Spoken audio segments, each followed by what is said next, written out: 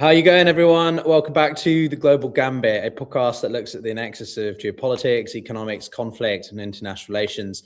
And we are live at a critical moment where a F-15 US fighter jet has been downed over Iran. And as we speak, a search and rescue operation is ongoing. And now, I'm not going to lie that I'm not an intricate expert of the minute details such as this, but I do know someone who is much better placed to tell us what's going on, how things could play out, and why it all matters, what it means for the broader strategic direction of the war, and that is Aaron David Miller.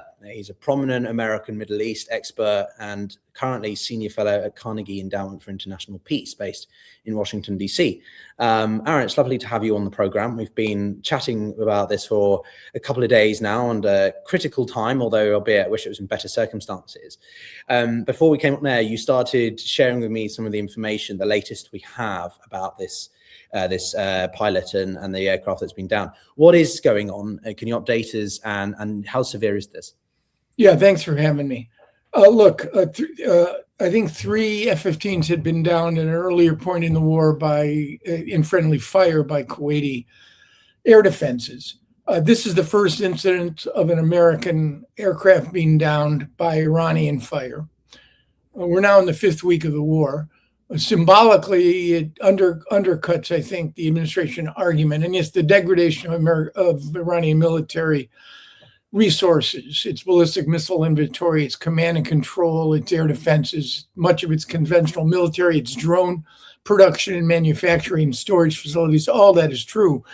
But the Iranians maintain capacity still, and it suggests, unless this was a pilot error, that the Iranians still have a capacity. And again, when you have a president that basically is convinced the United States has won dramatically and exponentially, this is a painful reminder that this is a war and that lives are compromised and lost. One American pilot of the 2 apparently has been retrieved by combat rescue. There is still one more missing, and every effort is going to be made to get to that pilot before the Iranians do.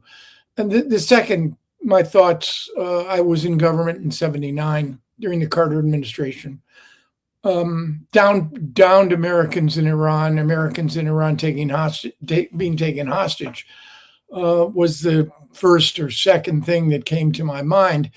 And it would complicate, to say the least, the victory narrative that the administration has created. So my judgment here, 5 weeks in, is that we're nowhere close to ending this war. There are any number of reasons for that. But I think this is a painful reminder that it is a war. So, I mean, one of the questions that comes to mind, as I say, I'm a geopolitical, strategic-minded focus. I look at the big picture as much as I try to understand the military developments. Why F-15s? Why are we using F-15s in this? What capacity was it being used in? Doesn't that make them more vulnerable to certain anti-aircraft? Or there are any number of advanced fighter aircrafts with the most advanced and sophisticated avionics: F-22s, F-35s, F-15s. The F-15 may be the workhorse of the American Air Force, and there may be more F-15s in the various fighter wings that have been deployed.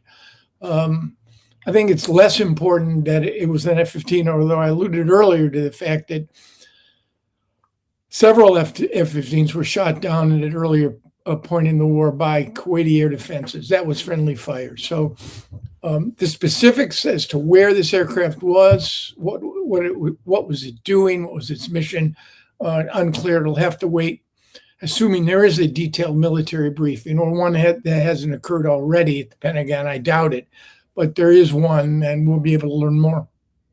And when it comes to the Iranian side, one quick take I saw on X earlier was simply that this could be a critical moment for the Iranian side, depending upon how they choose to react. If they do, seem to capture one of the pilots or kill them, that could be a trigger point for more Americans to switch back to supporting the continuation of this conflict. Or you think it's not that way inclined? I mean, it's hard to say. The Iranian view of their own conduct of this war 5 weeks in is that they are winning, and that they have, objectively speaking, they've successfully deployed geography in an asymmetrical conflict. They can't match the Israelis or the American military, who've achieved relative escalation dominance. One aircraft in 5 weeks and no Israeli aircraft is really quite extraordinary, given the numbers of sorties and strikes that these airplanes are flying. But I think the Iranians believe they're winning. From a propaganda point of view, I think they'll, assuming they retrieve the pilot alive, I think they'll milk this in whatever way they possibly can. It'll complicate matters if, in fact, it leads to the pilot actually being wounded or captured. It'll prove to be a painful reminder for the American public. Well, it will not affect, it seems to me, in my own view, the Trump administration's conduct of this war. They are stuck in a situation right now in which there is no exit. Negotiating an end to the war seems to me unlikely. Military escalation is certainly possible, but that raises the question of what are the core objectives of deploying large numbers of ground forces and actually putting Americans in theater rather than conducting what Stan McChrystal called a 30,000-foot war, conducting a 6-foot war, where you actually have Americans in the theater vulnerable to Iranian drone missile strikes. So again, my read in this, President said in the speech several days ago that war would last another 2 to 3 weeks. I think that's a judgment that he may have made it, but I suspect it's going to go on much longer than that. Oh, you think that we're in for a while yet? Because I sort of, in my limited way, have felt that this wouldn't go beyond April. I just don't feel like there's the appetite for that. Well, it's April 3rd, right? I mean, we're 5 weeks in. The 3 or 4 core elements that would somehow constitute or reflect an American victory, I think, are nowhere to be seen, nowhere to be found. Number one, the regime is still coherent with the capacity to inflict damage on the Gulf states and to shoot down an American advanced fighter aircraft. Number two, the highly enriched uranium, the 900 pounds located somewhere, Isfahan, Natanz, has not been retrieved, which could be the foundation of an Iranian effort to continue to assemble all the elements of a deliverable nuclear weapon. And number three, the Iranians have demonstrated that they still have the capacity to rocket, drone, and missile the Gulf states. And number four, perhaps the most important thing, is that they've essentially turned the Straits of Hormuz into a toll booth. They'll determine who gets passage and who doesn't, and what they're charged. All of these things strike me 5 weeks in. If the war stopped tomorrow, it would be a major strategic defeat for the United States. And that is why this war of choice, and was a war of choice, there was no critical, immediate, to quote Oliver Wendell Holmes, in a domestic context, a clear and present danger to launch this war. This war of choice has now turned into a war of necessity. The Iranians have no intention of surrendering their control over the Straits. The administration now has created a situation. The Straits are not closed. They're simply open to preferential Iranian decision-making of who gets through and what gets through. And tankers are getting through. Again, that's the discretion of Tehran. So I don't see how the administration can exit this war without opening those straits. Either negotiating an opening or escalation and doing it by force, and not just opening, by the way, keeping them open, which is the real challenge. So what U.S. intelligence, I'll come back to the Strait of Hormuz in a second, but from my readings, there was an assessment done by, I think, U.S. intelligence that said about a third of assets on the Iranian side have been destroyed. But that was also varied in level of accuracy, but they sort of, most of it had been moved underground. It wasn't clear whether that was just missiles or production facilities or also launchers. Can you take us through what you think the extent of damage is to the Iranian side? Yeah, I have no idea. And the press reports that indicated a third of their missile inventory has been destroyed. Maybe true. You can't launch missiles without launchers. Clearly, that's been degraded. I mean, I haven't tracked the daily launch rate to determine whether or not there are fewer now. The question is, again, they do not have to match Israeli or American military dominance. They have identified two fundamentally weak points in the American strategy, and both of them suggest geographic advantage. Geography in the Middle East is destiny. And I think it was Ben Franklin who said that proximity, it was Franklin, he said proximity breeds contempt and children. Well, proximity also breeds vulnerability. The Iranians don't need 3,000 ballistic missiles. They have the capacity to keep the straits open according to their preferences and to deny the Gulf. And we have not even begun to see the amount of civilian infrastructure and oil infrastructure that has yet to be, that the Iranians have yet to strike. And if the president makes good on his threat to basically go after electrical power plants and grids, they destroyed a bridge yesterday. The rationalization was that it was a conduit to facilitate the flow of missile components and weaponry from Tehran to other parts of Iran and vice versa. If he makes good on that threat, the Iranians will strike Gulf infrastructure. The Emiratis are already reporting a natural gas facility that might take a year to restart. So I think we're talking about an asymmetrical conflict where the Iranians have deployed horizontal escalation. And 5 weeks in, they still have capacity. One of the things that I think, well, it leads to your point, is that the Iranians don't have to launch a lot of missiles just to keep the psychological aspect of warfare in play, right? That people talk about the fact that they're only launching 3 or 4 rockets a day, but I don't think that's the point. They can launch one and it would still be, people still have to be on alert, still in a state of conflict, right? So people talking about the degradation or reduction in strikes, but for me, we don't know the extent to which the Iranian military infrastructure has been destroyed. And the same goes for the Strait of Hormuz and the Navy. There's been a lot of emphasis on the Americans destroying the Navy or the maritime element of the IRGC's capabilities. Do you have any insights on that side and how keeping the straits open has little or nothing to do with fast boats or the elements of the Iranian Navy. It has to do with the mining capacity. And there are some reports indicating that there have been mines laid. I'm not sure that's the case. Remember, the straits operate within a 2-mile shipping lane, so it is very easy to mine, and the Iranians know where the mines are. If they're mined, they clearly understand the defender has the advantage. Their capacity to keep the straits open has nothing to do with their efforts to challenge the American Navy, if it came to that, or even the use of their maritime assets. It has to do with the fact that they are capable from coastal areas deep within the country or closer to using short and medium range ballistic missiles to strike tankers. They don't need huge voluminous barrages of missiles. They just need 2 or 3.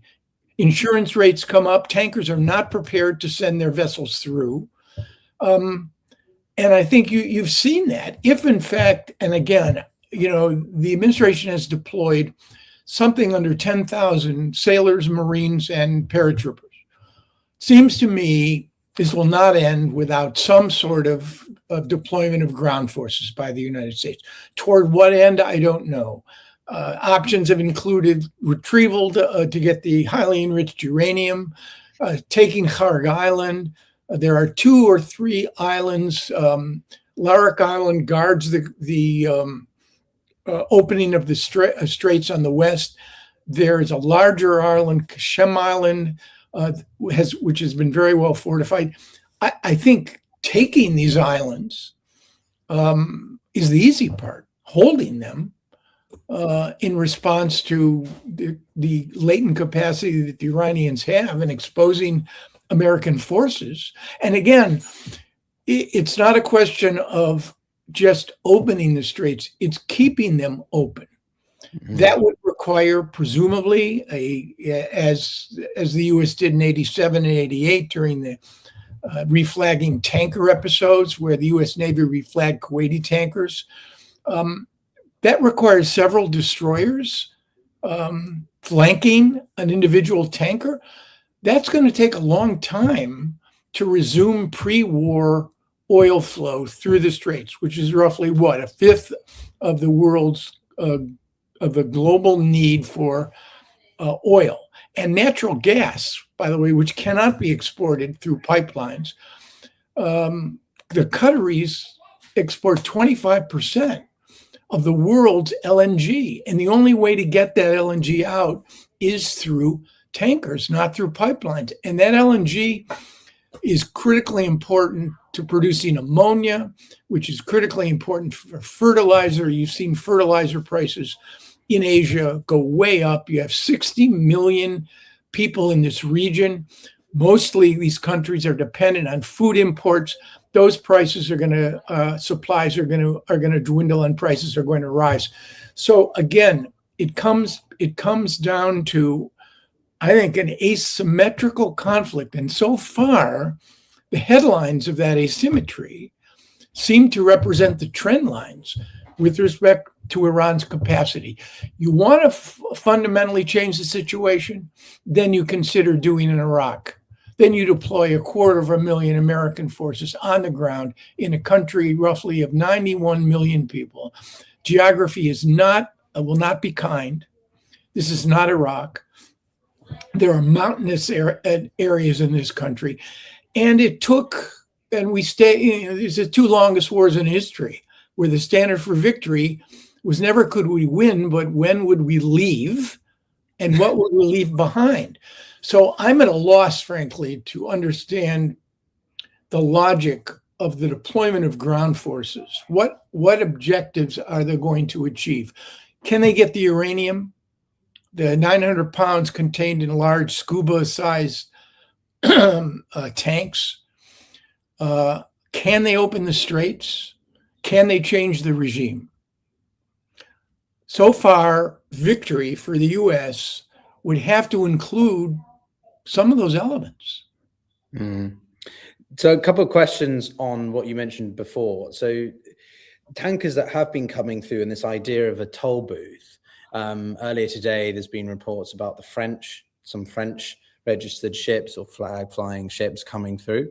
And it seems to me like the Iranians are sort of undertaking a rather unique strategy here, which is sort of getting more European countries to shun the US or prevent America from using their basis for whatever relations to the war as a way to say, okay, now you can come through. Do you think that could be the case, or it's? I mean, I think the Europeans are in a bind, right? I mean, they're scared of Donald Trump. They need things from him.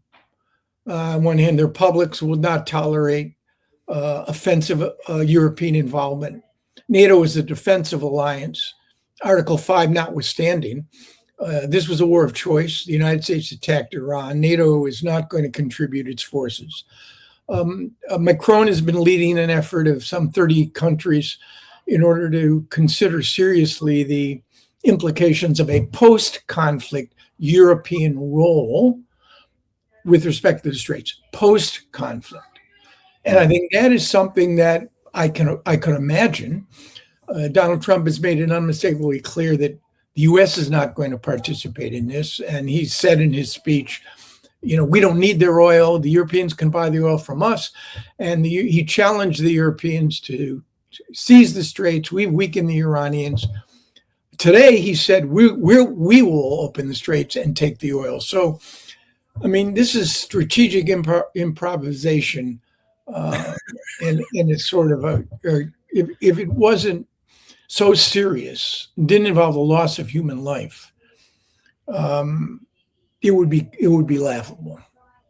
Yeah, no, what it's doing for what remains of the transatlantic relationship, let alone just NATO, I think is rather tragic. The British government is meant to be hosting another sort of get together of about 35 nations in the next couple of days or week, I think.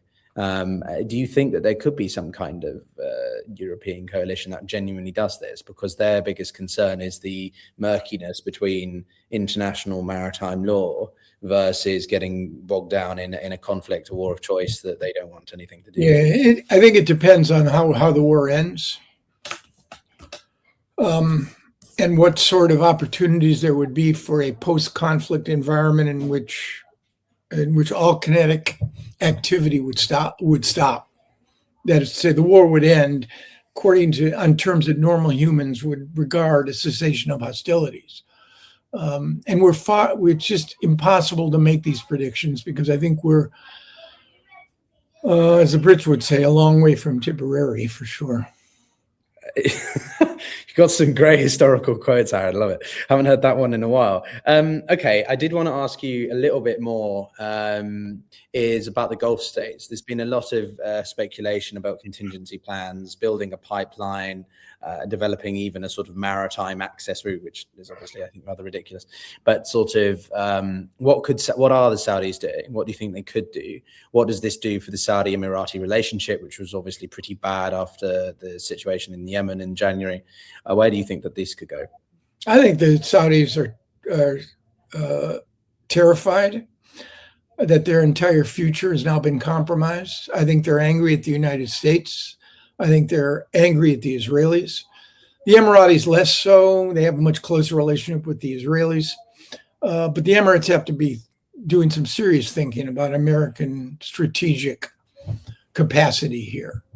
They invested heavily in trying to find Chinese brokered 2022 at sort of détente, relaxation of tensions between Iran and the Gulf states. The Omanis and the Qataris have a somewhat, I wouldn't say charitable view, but a more sort of expansive view of how they could continue to maintain their relationship with Iran. I don't think any of the Gulf states, although the Emiratis have now maybe the only Gulf state that has offered to participate in trying to open the straits, should that become necessary. But I think they are all very reluctant to, even now, when they are incredibly angry and traumatized by what the Iranians have done, they don't want to enter this war as offensive parties to it. There are other shoes, by the way, that have not yet dropped. The Saudis have the East-West pipeline with a surge capacity of 7 million barrels. Normal pipeline flow is 5 million. It's east-west, right? It goes from Abqaiq in the east to Yanbu in the Red Sea. The Houthis last week basically launched a few missiles at Israel. All were intercepted. If the Houthis chose to resume their activities in the Red Sea, you'd have a situation where the Bab el-Mandeb would be closed, and that would mean that those 7 million barrels would either going to Asia, that would be blocked, and the only recourse would be through the Suez Canal to Europe. I think that, again, you'd have two choke points, not just one. And again, another blow, I think, to the Gulf states' notion that they saw themselves as essentially becoming a tourist hub, a business and financial hub, and a cultural hub. I think all of that now is up in the air. Maybe investors won't have many other places to put their money in the wake of this conflict. But I think the future of the Gulf states is very much, in terms of their own conception of their future, at risk, because if the regime survives, and we have no indication, none, that there is either internal fracture or you are seeing large-scale demonstrations and the instruments of state repression are cracking. If the regime survives, it's going to be an angry, bitter regime. Well, I want to ask you about that at the end, but I have a couple of questions beforehand that I'd be interested in your take. Just on the Gulf of Aden and the Horn, because I was reading an interesting report. I lived in Kenya for a bit. I worked in the Greater Horn region for a while. And what I became aware of was the growing relationship between Al-Shabaab and the Houthis. And something that makes me curious is if the Houthis were to enter, would you see Al-Shabaab getting involved? Could you see the entirety of that broader Great Horn of Africa being pulled in? And so suddenly we have a conflict that spans two continents or two regions. I don't know if you're far-fetched. No, I mean, I think Shabaab and Al-Qaeda derivatives will continue to operate in response to capitalize on all sorts of local factors that have nothing to do with what's happening now. Right. Corruption, authoritarian governments, local disputes. I don't see that as a major problem. I think, and a lot of these costs have already been built in because 2023 to 2025, till the ceasefire, the Houthis had raised shipping rates and forced supply chain commercial shippers to spend additional 3 weeks transitioning or transiting the Cape of Good Hope around Africa. So I don't see that happening. Okay. No, I mean, there was quite a notable UN report that came out in November, so I was just curious for your take. Now, you mentioned China, and as always, everyone likes to talk about World War III, which I think is absurd, but, we have to think about the other players in this. What's your assessment of, to the extent that the Chinese especially, I think it's pretty clear the Russians are involved or supporting Iran with intelligence. Where do you think China is in this? What is I don't think they're happy about the situation. Their major source of imported oil is from Saudi and Iran, but they prepared for this. They have over 1 billion barrels in reserve. They don't like the prospects of becoming dependent on Russian oil, which may well happen. But they're also picking up a lot of advantages. I mean, Asia is suffering, and it's suffering because of a war of choice foisted upon the international community by the United States and by what China has tried to expose as an unreliable American ally. I think they pick up points. There's a lot of distrust of China for obvious reasons, but I do think they pick up points there. Every Tomahawk missile and cruise missile that's launched, every American munition that's expended in the Gulf is one that is less serviceable for the Asia Pacific, for Taiwan. I don't think that Xi is on the cusp of ordering a blockade or an amphibious invasion of Taiwan, but I think the fact that the U.S. is still bogged down in the Middle East when successive administrations, including this one, have sought to pivot to the Asia Pacific, that's an advantage for China, a big advantage. But what does it do for the Saudis, the petrodollar, the relationship to the United States in a broader grand strategic sense? I mean, look, the Chinese have no security assets to compete with the United States in the Middle East. It's economic investment, it's financial. Their infrastructure, to the extent they funded it, some of it in the Gulf is being destroyed. But I think if you really want, I think they're mixed. There's a sort of mixed advantages, disadvantages for the Chinese. But we have this conception, my colleague at Carnegie, Evan Weigenbaum, has written about this. We sort of mirror image. We think just because China describes Saudi Arabia or Iran as an ally, that somehow they're obligated to expend vital Chinese capital or resources on those allies. They're not. And I think that's doubly true for Russia. You saw it in Armenia, you saw it in Syria, you saw it in Iraq, and now you see it in Iran. The big winner here is not China. There are downsides, as we've noted. The big winner here, almost without hesitation or reservation, is Vladimir Putin. He's filling his coffers with hundreds of millions of dollars. We've desanctioned Russian oil. The Ukraine is now even more of a footnote in American strategy. The Chinese are going to become more dependent on Russian oil and hydrocarbons. And the U.S. is now bogged down. I think Putin is laughing all the way to the bank. Well, we cover... and I might add, the Russians are providing, and there's some indication the Chinese have as well. The Iranians don't have good satellite coverage here.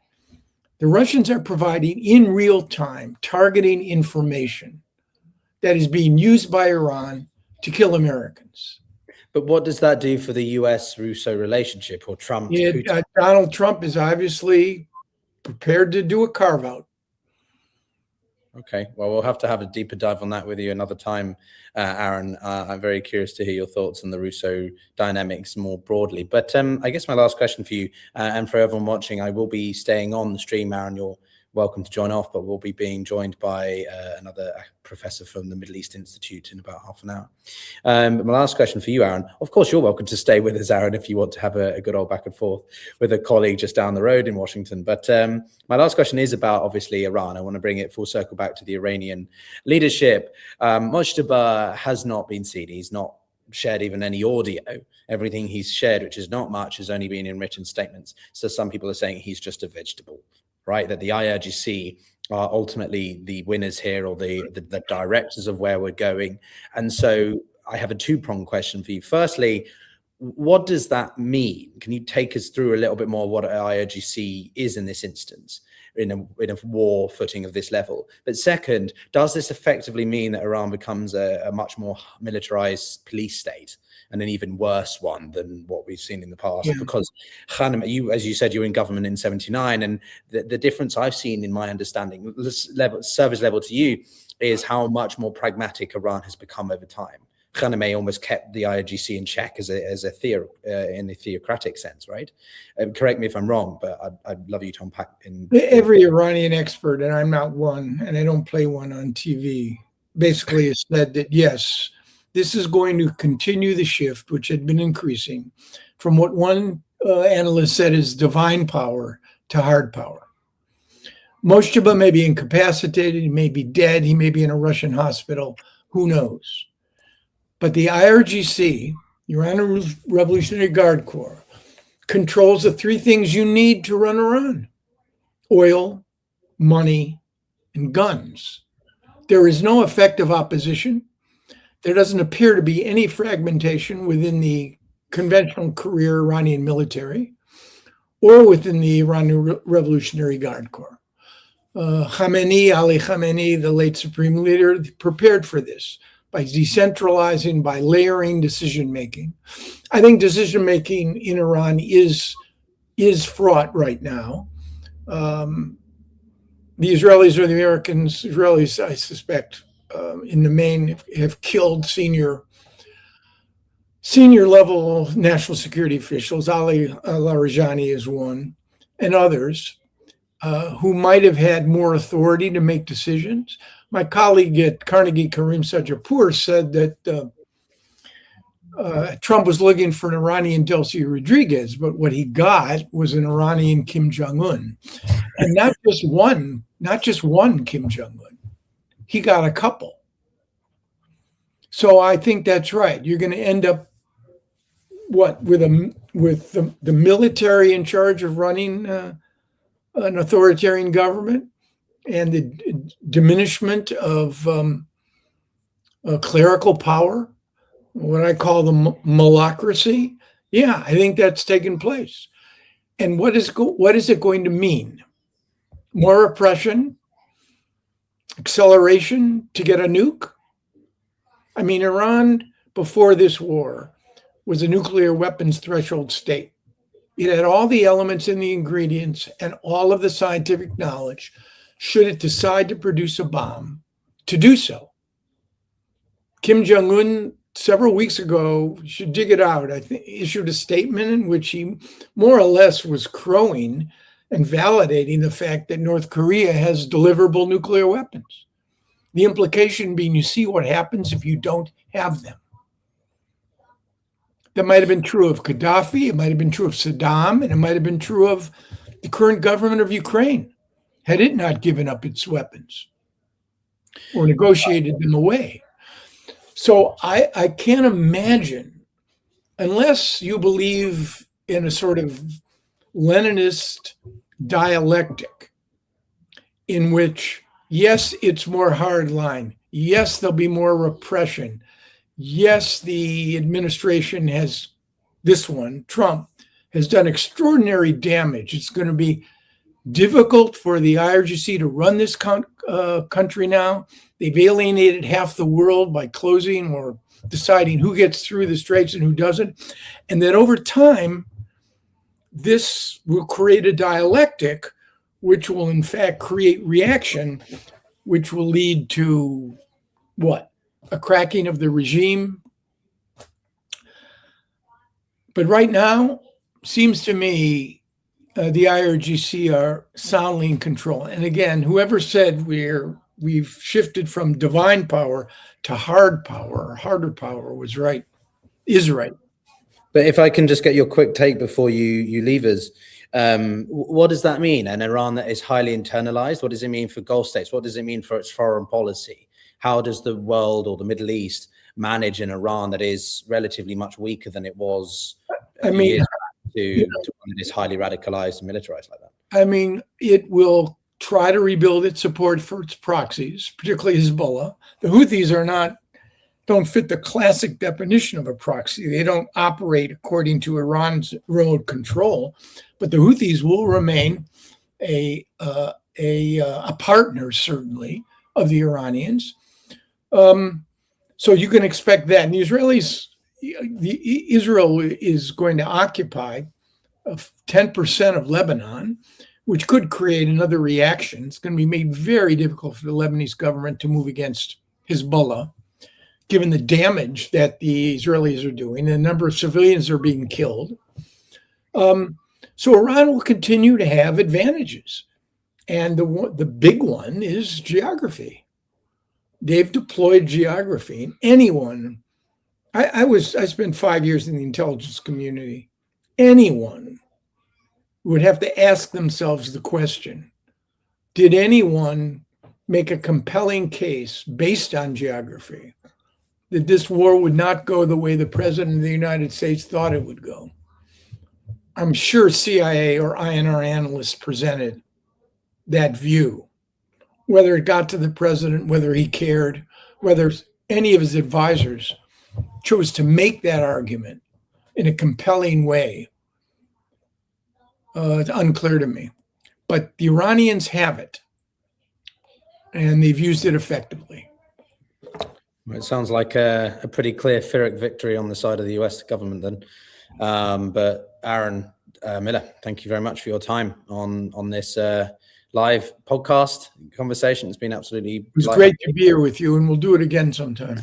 Absolutely. But I'll speak to you soon. And everyone, we're sticking live. I'm going to let Aaron depart us. But yeah, we've got another guest joining us in about 20 minutes, a gentleman called Ross Harrison from the Middle East Institute, or a think tank based in Washington, D.C., literally 2 streets down from Carnegie, and actually in between my university. So I went to Johns Hopkins SAIS, and their old building is on Massachusetts Avenue, which is just north of DuPont Circle in the northwestern quadrant or quad of Washington. And so I just wander into these buildings half the time looking for another lecture to go to when I wasn't in one, because I am kind of nerdy and I like listening to free spaces. So got to go to some very interesting ones with the Pakistan foreign minister. We had a very interesting conversation with an Iranian diaspora committee where I got the opportunity to meet the Crown Prince Reza Pahlavi. So DC is a small but always insanely busy hub of foreign policy and geopolitical activity. And I just sort of wanted to discuss for the next 20 minutes or so this idea of NATO, and obviously take a look at some of the developments as they ongo. I'm going to be honest that in my opinion, this war is not this downing of the F-15E, as significant as it is not going to make much of a difference strategically, unless the Iranians react. From what I did see on an update just now, there was a $50,000 bounty I put on the head of the second pilot, who's yet to be retrieved. So F-15 fighters are usually two-manned. One pilot has been rescued, the other one is yet to be located. And so if the Iranians get to him, or the Iranian population get to him, if they decide to deal with him in an unmerciful way, capture him or kill him, that could be something that galvanizes the American people in the opposite direction. Because right now, a very clear majority of Americans, even I think now amongst MAGA supporters, the staunchest of Trump's supporters, are opposed to this conflict continuing. So that will, I think, depending upon how Iran plays that, could be critical. If they leverage it from, as Aaron said, in a sort of propagandist sense, how they leverage it, and the psychological warfare associated with that, then it could be the trigger point that forces the American government to make reconsiderations around how long they keep this war going and in what capacity, which would obviously be even more of, I think, a clear loss, if you know what I mean. I mean, obviously, the American government is not going to claim this as a win or lose situation. And I personally think looking at it in such a binary framing is rather silly. Any conflict is not really measured by who wins or loses. It's more about relative gains and losses. It's more about who can go toe to toe and how each one leverages their comparative advantages. In this case, as Aaron said, geography, but also asymmetrical warfare and being close to home. And the Iranians are doing that very well with that impact on the economy and specific pressure points. Essentially what I've been emphasizing since the beginning of this war. But the other thing that I think is very interesting is also about NATO and the situation beyond the Middle East. As the war in Iran has sort of, should we say, reached a certain level of intensity, you know, certain sets of strikes, flashpoints, at least in the Iranian theater. In Lebanon, it's certainly getting worse. And I will be having a couple of people to join the show in the next days to talk about Lebanon, because I fear, based on just experience, limited experience, but understanding of this, that's probably going to be the worse. That fallout from that will be worse than what happens in Iran. But when it comes to NATO, obviously Trump has reorientated his attention. The French seem to have negotiated something, although I think this is unconfirmed, but the general consensus is that France seems to have negotiated a somewhat unofficial agreement with the Iranians to allow passage of ships. And obviously the pro-Israeli US crowd, the war hawks, if you like, are claiming this to be very much about, you know, the capitulation or sort of France is aligning with the enemy, is aligning with the Iranian government, which, I mean, I can kind of understand that argument, but I think it's deliberately simplistic because the French don't want to get involved in a war that they didn't think was necessary in the first place. And ultimately, they're doing what they think they should for their self-interests, much like Trump chose to do over starting this war in the first place. So I do reject that. I don't necessarily support everything Macron stands for, but I think the willingness of the French, the Italians, Spanish to draw a line is quite remarkable, and I think shows a growing assertion amongst European states to stand up. Right, a year ago when we first started discussing these things, we just had Liberation Day and tariffs. Right, we had the first anniversary and the implications of those tariffs on the global economy. And a video I intend to do actually is looking back at the tariffs after 1 year. Is simply that over that time, Europeans have shifted. I mean, we're on European time, guys, so it's not going to be instantaneous. They're still going to have lunch and several meetings before they actually change policy. I'm slightly being facetious, right, tongue-in-cheek about it, but the point being is that the Europeans have, over time, over the past year, begun to make, I think, notable steps to disentangle themselves, or at least up the scale of their own ability to exert influence. I mean, Ukraine is the obvious example. The Europeans have been supporting Ukraine largely completely independently now, and I think the willingness of them to reject Trump's demand, not just sort of request or suggestion, but literal demands that you must get involved. I don't think you would have seen that a few years ago. And I think it comes back down to, as I say, I'm very staunchly critical, or feel very passionate about this simply, which is that anyone who criticizes the Europeans more broadly, I don't like referring to Europe too much as a monolith, because we know how many countries and voices and opinions there are. But for sake of argument, what I feel very strongly about is this criticism of Europe about not getting involved in the war, but specifically because Trump did not have the decency to just alert European allies and partners that this was going to happen, let alone actually consult them in a more substantive way, right? The least, if you think he wants NATO to act as part of this defensive coalition to open the Strait of Hormuz and maritime passages. Yeah, okay, we can talk about that. That's what NATO's for. That's what Article 4 is about, having consultations. But Trump didn't do that. He just goes in like a bull in a china shop and then decides retroactively to, oh, actually, I want you guys to come and support us.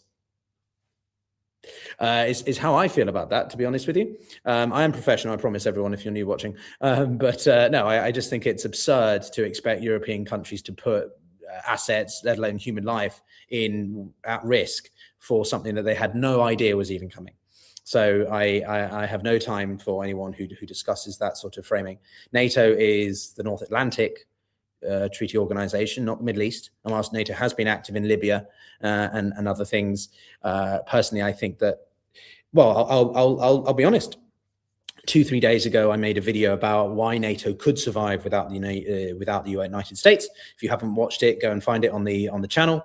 But essentially, the crux of the argument is that NATO without the US, which is informally known as NATO minus, still has a budget of about $400 billion.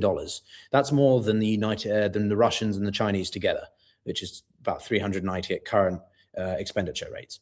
But that's also with Russia at full-time capacity and war footing.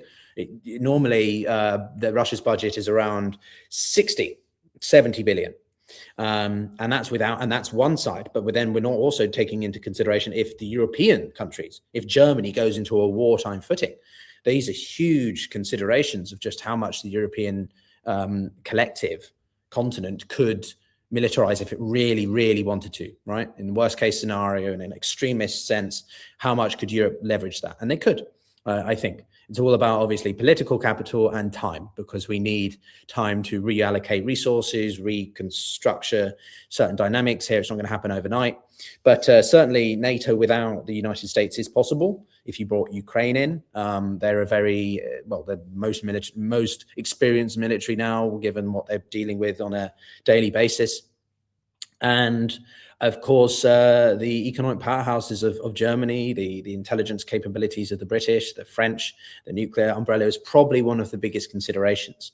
But in theory, this would also, and this is the last point I'd make, is NATO would need to strongly reorientate its focus. Because if the United States, I don't know if it completely left, but it at least was no longer really active in the day-to-day decision, sort of left the integrated command structure like the French did in 1966. For those of you unfamiliar, in 1966, the French decided to leave the integrated command structure, I think it's called, which was basically about having certain assets on the sovereign soil of France, and it only rejoined in 2009. So the US could theoretically do something like that. It wouldn't have to necessarily fully leave, but it could really dilute its presence completely, and so effectively make NATO minus. But that would mean that NATO becomes much more focused. It becomes much more targeted in its priorities, i.e. the European continent, because it's the Europeans driving it without the US involved. And so it would focus on the Arctic, it would focus on its eastern border, the threat of Putin, and perhaps the Middle East or the broader sort of North African situation with irregular migration, and something that a lot of southern European nations, Giorgia Meloni of Italy has been pushing this to take a much more effective, I think it's Frontex. Frontex is the name of the border agency, the border agency of the EU to manage the southern border of Europe. So there are many things that would enable Europe to be focused through NATO in a supranational security alliance context, which in tandem with the EU as the economic bloc, I think would work quite well. I think it could work quite efficiently. Of course, there's a lot of assumptions there. There's a lot of speculation. We're a large way away from that. But at the rate that the relations are deteriorating, the rate at which the circumstances over the transatlantic relationship because of Iran and so on is going, I think it's pretty clear. Also, Trump's seeming, well, pretty clear favoritism for Putin, not just over Zelensky, but over a lot of European leaders, is very palpable. So I find it near hard to believe that it wouldn't possibly lead there. But those are just some newer thoughts. As I say, go and watch the video if you haven't already. It's a good one. Of course, I would say that, but it is a good one. I came up with it relatively quickly and just sort of mashed up some thoughts. But yeah, I recommend you, if you're new, to go and check that out. And of course, subscribe whilst you're at it if you haven't already. But what I wanted to do also in preparation for when Ross joins us is just, I think, revisit as well the situation with the Jan jet, because at the end of the day, to me, and this is in a limited capacity, because and for those of you interested, I have now just linked to the YouTube video in the comments. So, open that tab and watch it after this stream.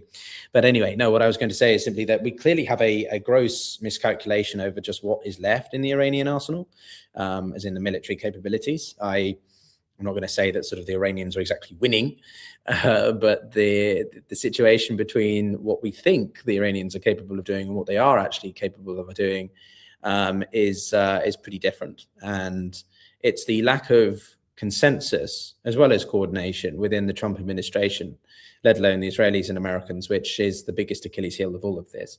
When you have Pete Hegseth saying back to the Stone Age versus the sort of damage limitations that Marco Rubio is trying to do in a very limited way. Don't get me wrong, Rubio is not exactly a dove versus a hawk, but I always think he's trying to sort of walk back or manage the absolute unfiltered comments of Hegseth or Trump or whatever.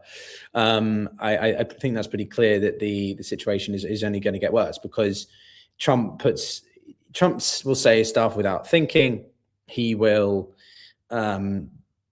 react without thinking and impulsively, and therefore you have to constantly walk back the situation. And yes, just seeing here on the updates, thanks to those of you sharing comments. Yeah, so what we do know, I think I might just give us a sort of what we know right now. So basically earlier today, a few hours ago, an F-15E jet was reportedly downed over southern Iran.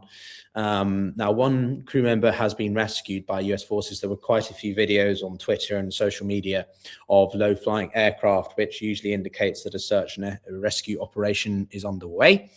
An F-15E, which, as Aaron said on the stream earlier, is seen as a sort of the workhorse, if you like, of the Air Force, the US Air Force, is a two-person manned aircraft. And so the other crew member has not been located yet. But as I said, about a £50,000 or 10 billion tomans reward has been issued by the Iranian authorities to capture the US crew member who's still alive. Trump is being briefed, or has been briefed, on the situation, but I don't think, as of now, if any of you have seen something sooner, then do tag me in the comments. He hasn't said anything publicly. It's not clear what downed the jet or how it was downed. And there hasn't been any comment about that from the Pentagon either. So, I mean, as I say, I'm not a pure military expert, but my raw take on this is simply that it's not good for Trump. I think it's going to put him in a mentally difficult place, because he's going to be sitting here thinking, well, up until this point, I don't think he's had many things that have hit hard at home with him, is what I'm saying, right? He's largely been saying how swimmingly this is going. No real personnel have been nothing's been very publicly demonstrated or shown as a bit of an embarrassment or shortcoming of the US. So this is going to be one of the most publicly, and the Iranians are going to jump on this and run with it very hard.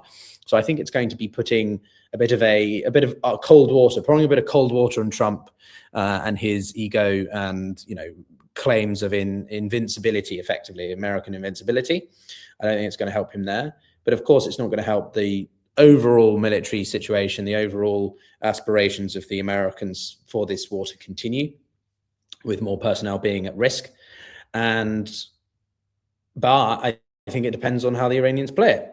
If the Iranians decide that this is something that they should just kill this guy, then that's obviously not, I don't think they will do that. If they do find the personnel, I don't think they're going to do that. I think they're going to keep them alive and absolutely milk it as well. As Aaron said, I think it's a gold mine opportunity. And it reminds me of various protracted conflicts where American personnel have been leveraged on TV or on propaganda's way to try to win a military favor with the broader international community.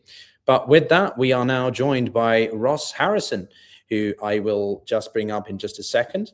But yes, I'm very excited to introduce Ross.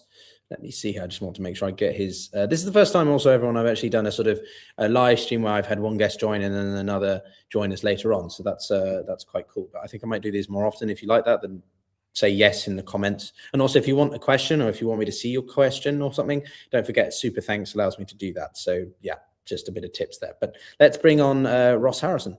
Ross, hello. How are you? Good, Piotr. Is it Piotr? It's Piotr, but you can call me Peter. If it helps. Nice to meet you. Nice to meet you, sir.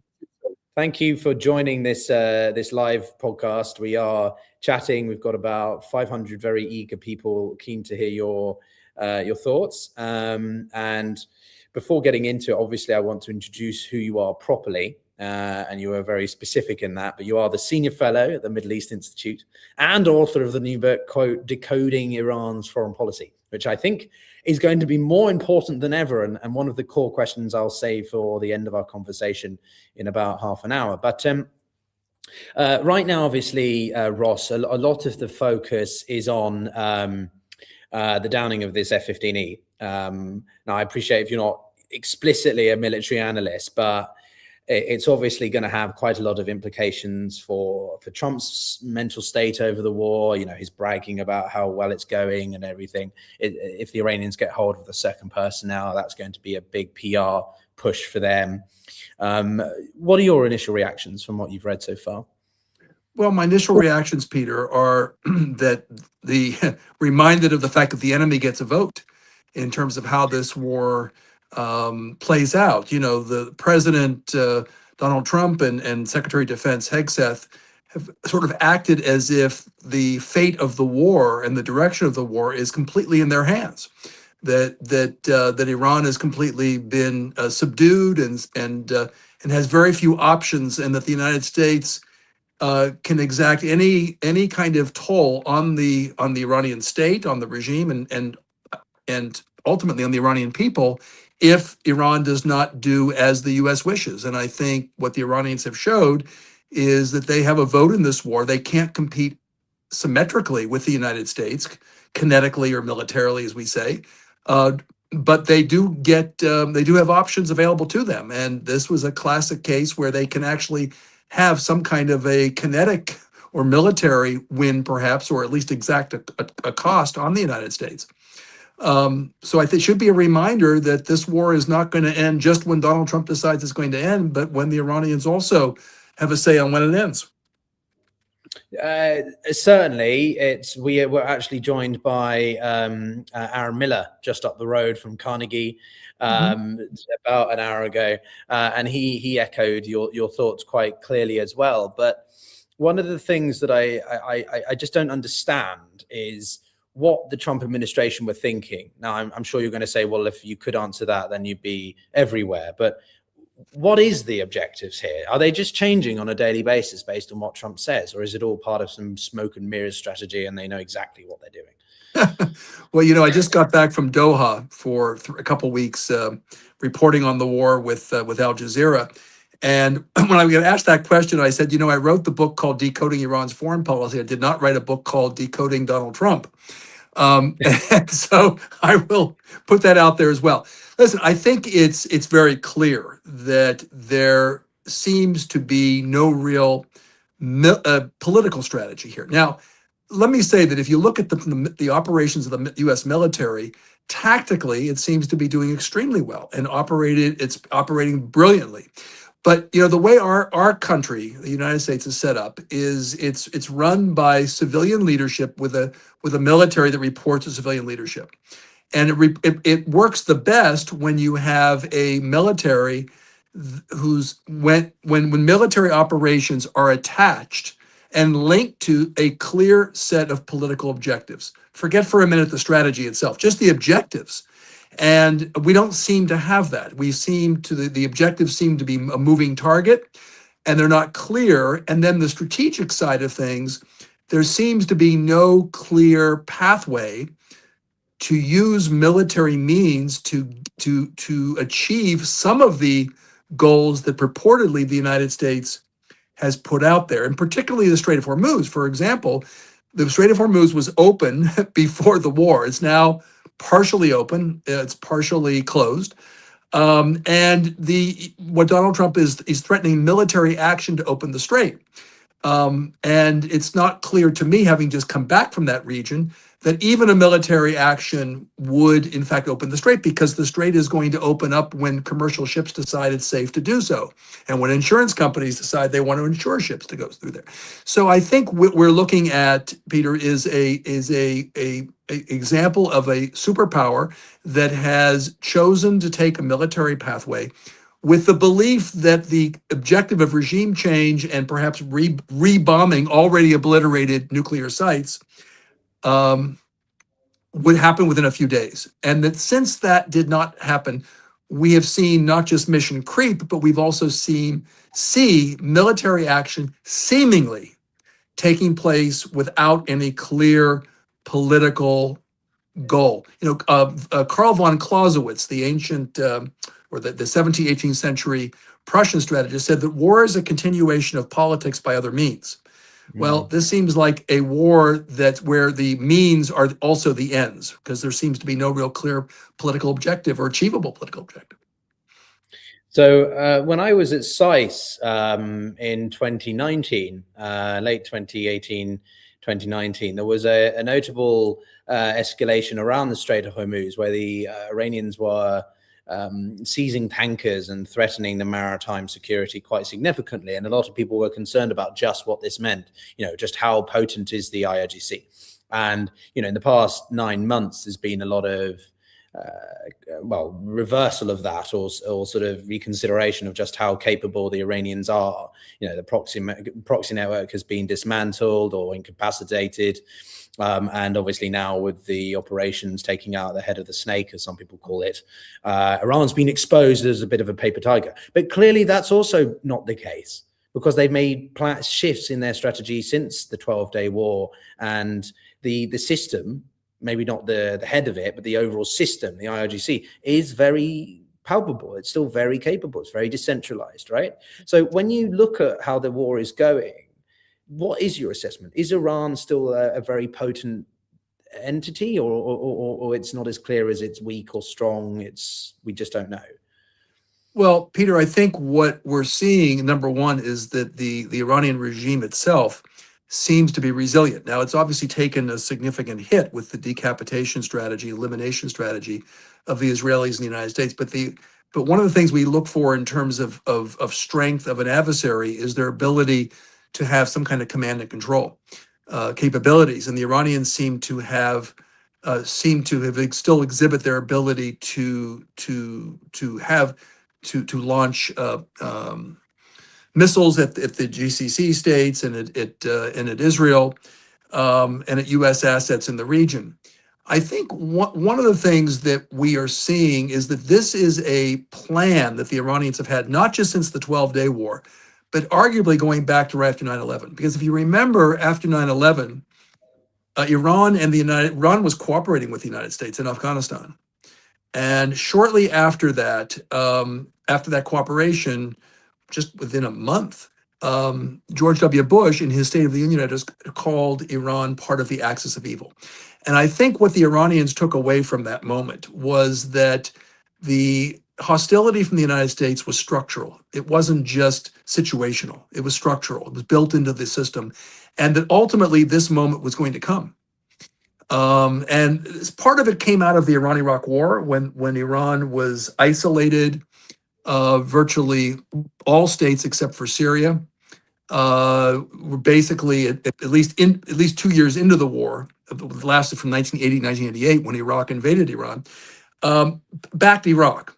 So this notion of strategic loneliness that came out of the Iran-Iraq War and then the post 9/11 environment was the strategic loneliness notion, militated towards Iran developing strategic resilience and autonomy.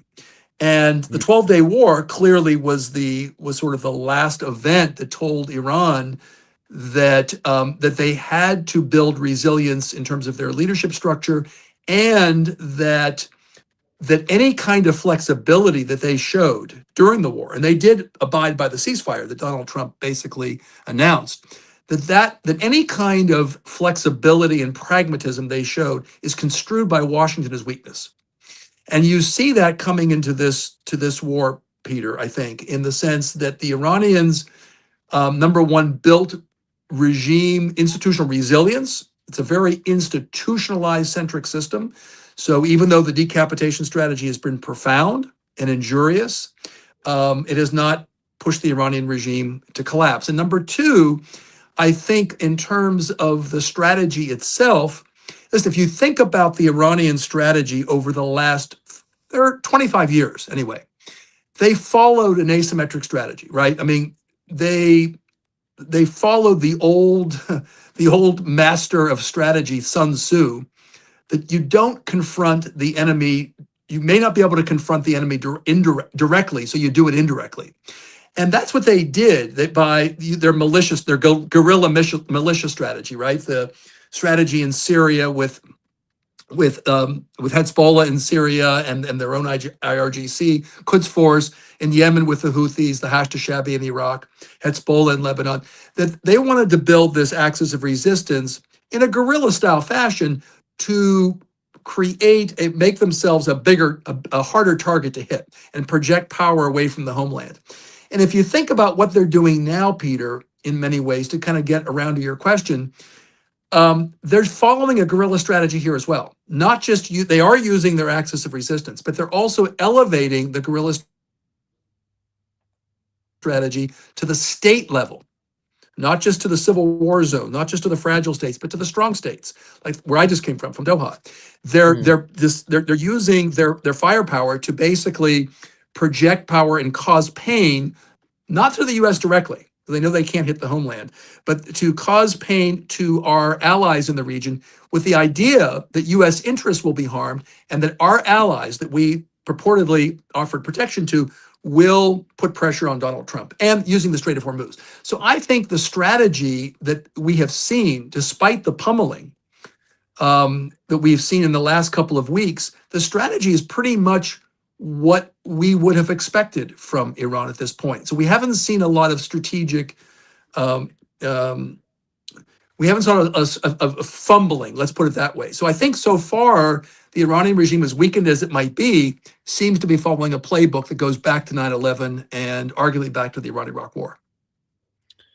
Very extensive, Ross. But okay, when we talk about decapitation strategies, we talk about also a need to incapacitate their ability to retaliate, right? And in that case, taking out not just the missiles themselves, but the launchers, the production facilities, all these elements. And one of the things that seems to be unclear is to what extent the US government has achieved that.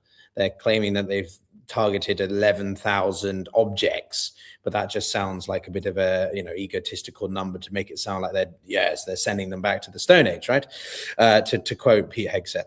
But what is the extent of damage to the IRGC's capabilities, right? I appreciate you might not have exact numbers, but like, is it a third as some speculated, or is it more, or it doesn't matter because all they have to do is shoot a minimal amount of projectiles to cause that, psychological component in the war?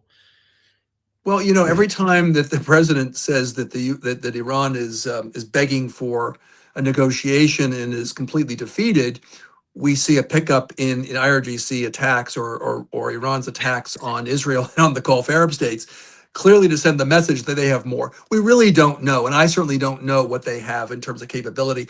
Listen, it's given that the Iranians have been planning this for a long period of time, as I mentioned earlier. I'm assuming they have capabilities that are greater than U.S. and Israeli intelligence can imagine. There's certain areas where I think the intelligence penetration has been profound and incredible. But if you look at how Iran has been able to withstand these attacks, I don't think that whatever they have left, let's put it this way, whatever they have left seems to be not impregnable, but cannot be eliminated from the air alone. And I don't see a major ground operation because I'm assuming that the missile sites and their drone capabilities, there's talk about an underground, a complete underground city that was been built that houses thousands of missiles that's 500 meters under the ground. No direct evidence that exists, but there's been a lot of suggestions that that's what's giving them the capacity. I think that that Iran, I think, has a plan for how many missiles they are going to use at a given point in time. And I think we see that, and I'm assuming that they have, given that their drone capacity is mostly indigenous, something they've produced internally, that there's some production capabilities going on as we speak. But I don't want to get too far into it, Peter, because I'm not a military strategist, much more of a foreign policy strategist. But it seems that whatever they have, we're not going to be able to eliminate completely, number one. And number two, to the degree we can eliminate it in a significant way, it's probably, there's limitations to what we can do from the air. No, that's fair enough. I, like you, are not a military strategist, but I also want to just notify people watching, if there's a slight lag, it's because I am coming to you from Tunisia, which is effectively in the Middle East. But this trip was planned way before this war was ever realized. So that the spotty Wi-Fi might be a bit of a pain. But aside from that, I think what's really interesting to understand from you, Ross, is the Gulf states. You mentioned you've been in Qatar, and one thing I'm thinking about from a grand strategic standpoint is, of course, how does this all filter into the Abraham Accords, normalization with relations between Israel, Saudi Arabia, but also the petrodollar and where China fits into all of this. I appreciate your focus on Iran's foreign policy, but when you put it in the context of everything that's happening now, what do you think this means in the short, medium, longer term? Yeah, well, there are different schools of thought on this, Peter. My thought when I was sitting in Doha and actually physically feeling the effects of the missiles coming into Qatar when they hit I was right near there when they hit the Ras Laffan gas terminal. My initial thought was that the Iranians are not doing this lightly. They're not taking this lightly. The Iranians have spent the last number of years working diplomatically to improve their relations with most of the Gulf Arab states, particularly Saudi Arabia, which reestablished diplomatic relations with Saudi Arabia in March of 2023. So knowing something about the Iranians, I knew they did not do this lightly or gladly, attacking the Gulf Arab states, because they knew that would possibly do irreparable harm, or certainly do harm to Iran's ability to engage the Gulf Arab states collectively.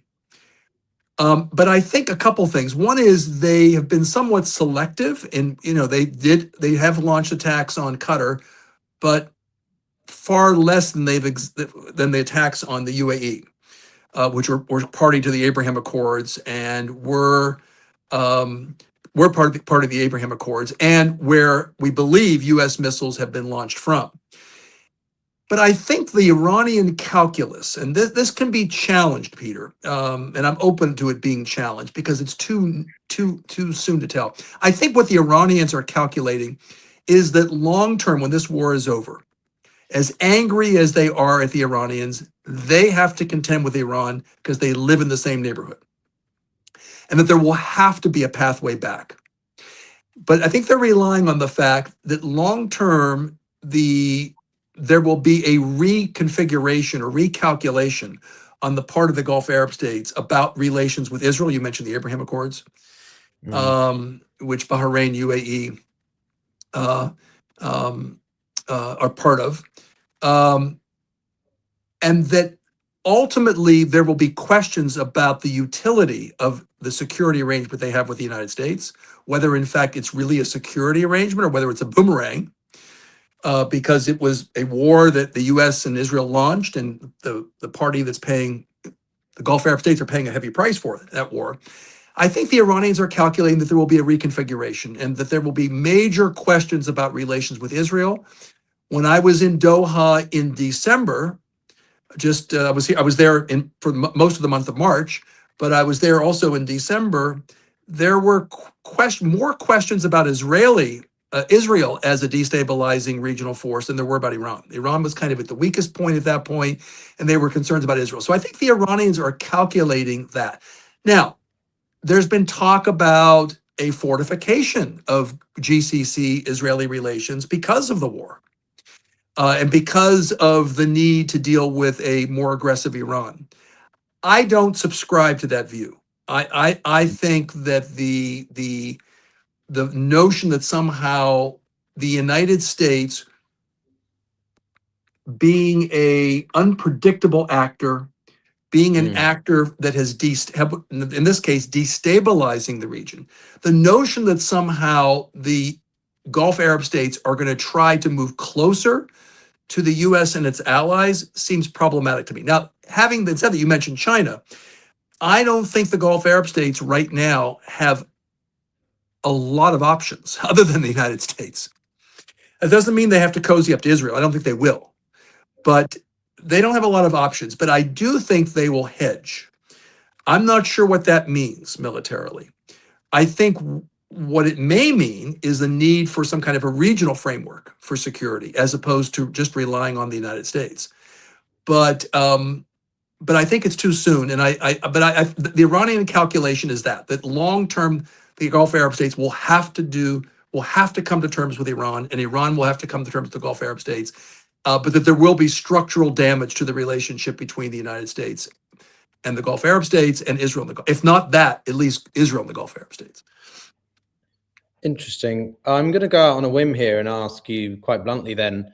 Obviously, NATO has become a centerpiece of this because of the Europeans' reluctance to get involved with Trump's war of choice, which I, to be honest, frankly, support. But, you know, you've just come from Qatar. And so I'm curious, as a non-major NATO ally, has there been any discussion from the Qataris about the relevance of NATO, about Europe's role there, their frustration with Europe, or they understand? I appreciate, you know, that might be a bit of not a very important element in the broader scheme of things, but I'm just curious about that because NATO is looking shaky with the US threats and et cetera, et cetera. You know, I think the way that I have been able to read the tea leaves of the Gulf Arab states over the last year is that they've seen how little influence NATO members and NATO as a treaty has on Donald Trump, because as we've seen, Donald Trump has threatened NATO a number of times, threatened to pull out of NATO, or at least it intimated that Article 5, that attack on one would be an attack on all, calling into question. They've seen that, and they've seen the potential threats against Greenland and Denmark, but they thought that they became more relevant as a result of that their relationship with Donald Trump, their commercial relationship, the fact that they gave or lent or whatever you want to call it, the new Air Force One to Donald Trump, and Donald Donald Trump's focus and affinity towards monarchies and countries who weren't speaking about human rights, but were more focused on commercial relationships. They, I think, believe that they were the beneficiaries, or at least that they were spared the ire of Donald Trump's questions about alliances, and that and I think so. This is a wake up call. I don't think they somehow think that the U.S. Wavering on NATO. I'm saying it kindly. Wavering on NATO affects them. I think they're just frankly just reeling from the effect that this was a war, reeling from the effect of the fact that they tried to dissuade Donald Trump from launching this war. This is not their war, but they're paying the price. I don't think they're thinking that far ahead about what the implications might be of a collapsed NATO structure. I think they're now when the war is over and there are questions about who's going to help deal with issues around the Strait of Hormuz, will NATO countries become more important? At that point, I think maybe yes, but right now that's not where their focus is. Their focus is on dealing day to day with the onslaught from Iran and from questions about the ability, the fact that Israel may be a beneficiary of this war, but they will not be, and the fact that the United States seems unable to protect their interests. Well, if we can just run with this thought for a moment, hypothetical, but I'm curious how Iran responds to this. So under the assumption that NATO minus, as it's called, without the US becomes a thing, but that you've got this discussion amongst European states, 35 nations discussing, of which the Gulf states are joining, right? I think in London in the next week or something. Right. Are going to be discussing about broader maritime security. Could there be a situation where the Gulf states are part of a broader NATO minus coalition? If so, what does Iran do about that? Or they don't care because it's the US and Israel that initiated this conflict and therefore it's... I think the Iranians are in a... the answer is it's quite possible, because I think all of the interested parties, Gulf Arab states and the Europeans in maritime security in the Gulf, are going to have to do some planning together. I think the Iranians,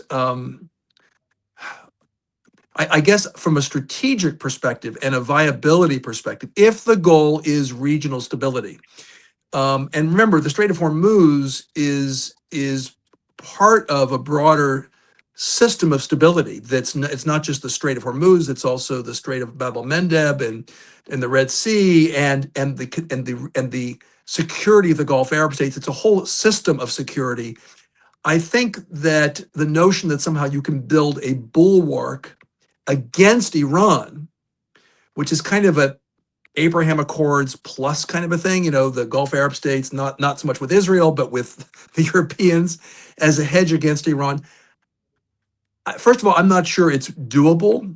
And I'm not sure that any framework that doesn't eventually include the Iranians, I'm not sure it's doable. And I don't think I think the Iranians are going to do their best to make sure that if they felt surrounded by US bases and Gulf Arab states before the war, I think they're going to do their best to thwart any efforts to surround them with some kind of a maritime structure that they don't have a stake in.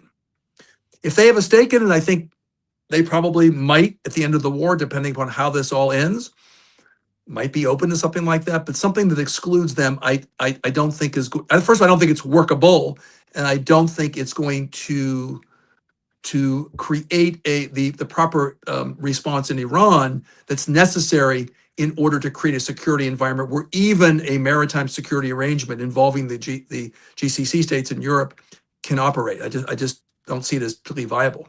It sounds good on paper. One of those ideas that's like MISA that sounded Middle East security, sounded good on paper, but just didn't work in practice. And I worry about that. No, that's a good comparison actually. Okay, so just quickly on energy security. Qatar shutting off the energy exports that they have, their production is insane. That happened within the first week. And now there's a lot of contingency plans about pipelines. I think there's about 3 or 4 that are under consideration through different parts of the Middle East, and also to build a couple more transit supply links. So what's realistic in this regard, and could it completely replace the Strait of Hormuz passage, or Iran can strike it if things come to that?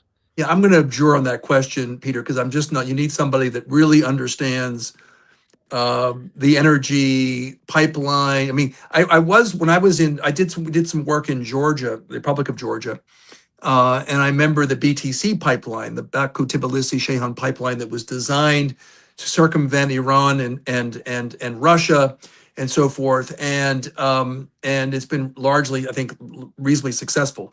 But in terms of what are the options and how to weigh the various options, I would be wading into an area where I would be lightly armed. So I'm going to pass on that. Sorry. All right. Well, we don't want to put you in a quagmire like the Trump administration is. But what about, if I can get your quick take, if it's within your wheelhouse?